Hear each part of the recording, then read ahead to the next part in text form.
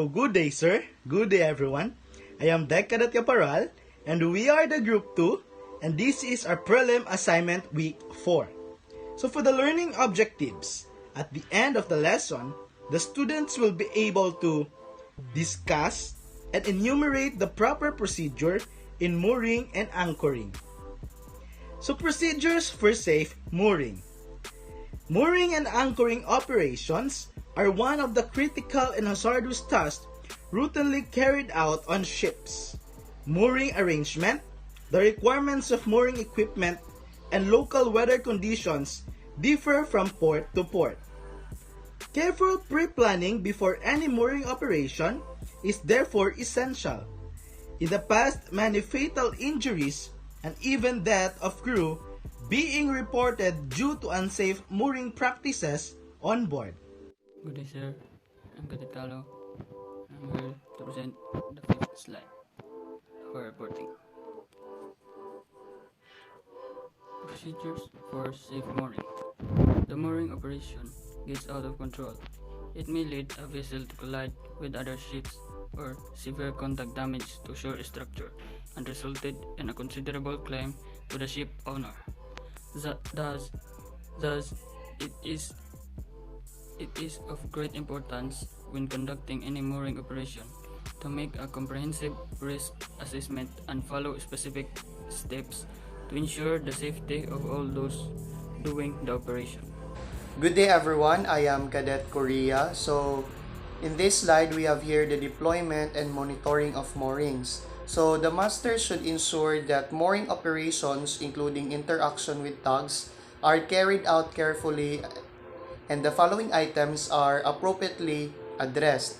So we have here the suitable planning and supervision. So we have here the proper communication. So it is important to have a proper communication for us to understand or really understand carefully and how to communicate as well with other people, interaction between people. So next is competency of personnel, sufficient members in the mooring teams, and last is familiarity with any specific shore requirements relating to the shore mooring, the passing traffic, and tidal or weather conditions. So next is the deployment and monitoring of moorings also. Before arrival, the berth deck crew should arrange all mooring lines in such a manner so that these are readily available to deploy. So these are the definitions of common mooring lines explained. So we have here two lines, the breast lines and the head lines. So first we are going to discuss the breast lines. So breast lines is the mooring lines leading ashore as perpendicular to the ship fore and aft line. So breast lines restrain the ship in one direction of the berth. So note that due to collision with shore gantry cranes, breast lines are not usually used in container terminals. Next is the headlines. So mooring lines leading ashore from the fore end of forecastle of a ship, often at an angle of about 45 degrees to the fore and aft line. So good everyone, I'm Cadet Nel CG Danoko and so deployment and monitoring of moorings. So spring lines, mooring lines leading in a nearly fore and aft direction. The purpose of which is to prevent longitudinal movement of the ship while in the berth.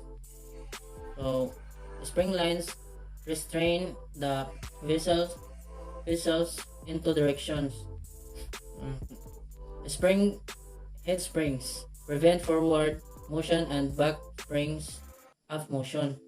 So next is stern lines, mooring lines leading ashore from the after and the end or top of a ship, often at an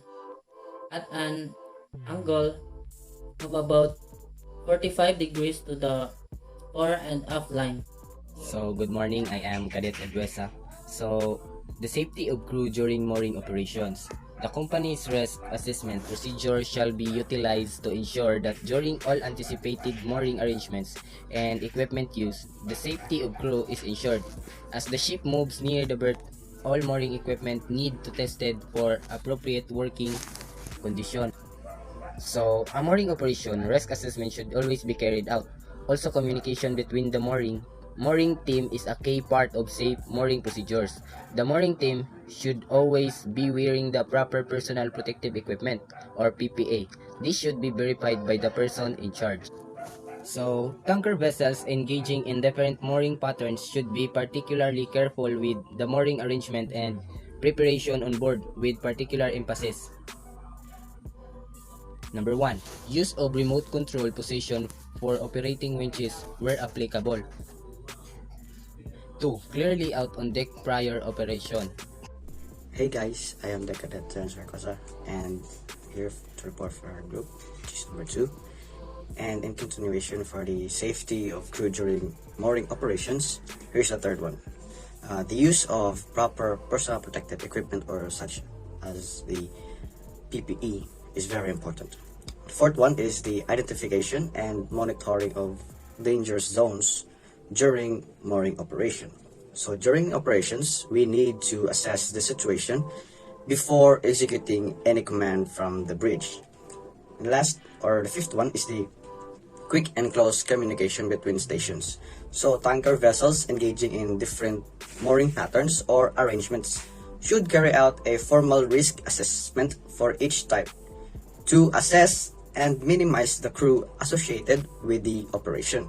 So such risks assessments are to be reviewed before similar subsequent operations, and any additional identified risk suitably managed and recorded. Good day everyone, my name is Cadet Istaka and I'll be talking about the mooring operation in port. The masters should ensure that all important factors affecting safe mooring of the vessel throughout the duration of port stay are monitored and recorded. This may include weather conditions, both present and forecasted, tide and current ranges, traffic movement in the vicinity where applicable, interval of mooring patrols depending upon above factors. Good day everyone, I'm Cadet Estrada. Now, explain to you the guidelines and procedure correct anchoring are follows. So, first is movement of your boat is restricted to the hours of 7 a.m. to 4 p.m. Any movement outside of these hours must have prior approval from Whitsunday Cape. Next is, all boats are equipped with 55 m of chain and a flow anchor.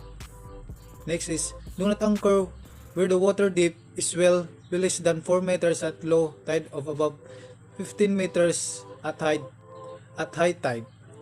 The best anchoring depth is between 6 to 10 meters in anchorage with no coral and 10 to 15 meters in anchorage with coral. And the last one is, always anchor in approved anchorage as per the 100 magic miles crossing guide. Good everyone, my name is Cadet Yanti Gamali and my topic is all about the guidelines and a procedure for correct anchoring are follows. So first is never anchor coral. Your ground tackle will damage coral. Anchor will most likely get fouled and the marine park authority will fine you. So meaning if naka-anchor imong vessel sa mabaw nga dagat, so na possibility nga makasala ka sa mga coral and it can cause damage sa marine authority. So minilikayan siya nga mag-anchorage mo sa mga magbaw nga dagat. So next is use the chart and the cruising guide to decide exactly where to anchor. So meaning nakay kuan cruising guide, so maka-decide ka og tarong kung or makakabalo ka nga imong giangkoran mabaw og lalom. So makabalo ka, so di na ka makasala og mga corals sa mga marine authority. So next is always approach your intended anchoring spots against the wind or the tide, whichever is the strongest. Note the direction other boat facing and approach the anchorage in the same direction. So meaning imong if imong vessel is na gadagan, then balod, or imong vessel gapundo then balod, so meaning mag-anchor ka dili pa kontra sa balod, kung dili same direction ra siya. Good day everyone, I am Cadet Hamisula Og Jilken. So this is the continuation of the guidelines and procedures for correct anchoring are as follows. So never anchor on coral. Your ground tackle will damage the coral. The anchor will most likely get fouled and the Marine Park Authority will fine you. So use the chart and the cruising guide to decide exactly where to anchor, noting water depths and the position of shallow water, reef, and etc. Number 3, always approach your intended anchoring spot against the wind or tide, whichever is the strongest. Note the direction other boats are facing and approach the anchorage in the same direction. Start engines and run it to approximately 1200 to 1400 RPM for at least 10 minutes before operating the anchor winch to raise the anchor. Make sure there are no ropes of fishing lines overboard and that the dinghy is tied alongside unshirt. Motor very slowly forward short bursts along the line of the chain while the anchor is hauled aboard. Use hand signals between the foredeck and the helmsman to indicate direction.